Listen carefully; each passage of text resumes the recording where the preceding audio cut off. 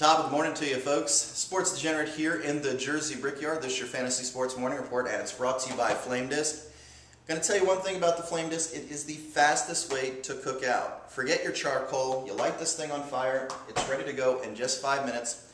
Log on to flamedisc.com. Let them send you one for free and you can prove it to yourself. So let's talk about the Atlanta Braves. They blanked the visiting first place Padres 8-0 last night. They have the best record in the National League, and they have the biggest lead of any team in the majors for first place teams. Now, they haven't even lost the series since back in June when they got swept by the White Sox. Now, their closest competitors, the Philadelphia Phillies and the New York Mets, are actually making it pretty easy for them. The Phils are 4-6 during their last 10 games and are showing no great signs of improvement.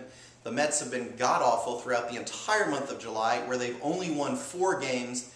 They're 7.5 back and fading fast. So, if these self-destructive tendencies continue for Philadelphia and New York, Bobby Cox will look like a genius because the Braves are in cruise control. So, enough of that stuff. Let's talk weather stats. How about Orioles right fielder Nick Markakis? He's been batting a very pedestrian .244 during his last 10 games, but his weather stats look great and he looks like he could be ready for a return to form. The O's dropped their first game of a 4-game set against Minnesota, but as I said, the weather stats are looking good for Markakis, who bats .073 over his career .298 batting average with the 89 degrees forecasted for Oriole Park. Now, let's turn to that stormy weather. That would be Braves second baseman Martin Prado. He saw his 6-game hit streak come to an end last night.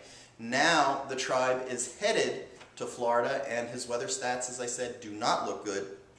As a matter of fact, Prado bats .070 under his career .313 batting average with the 77% humidity forecasted for Pro Player Stadium.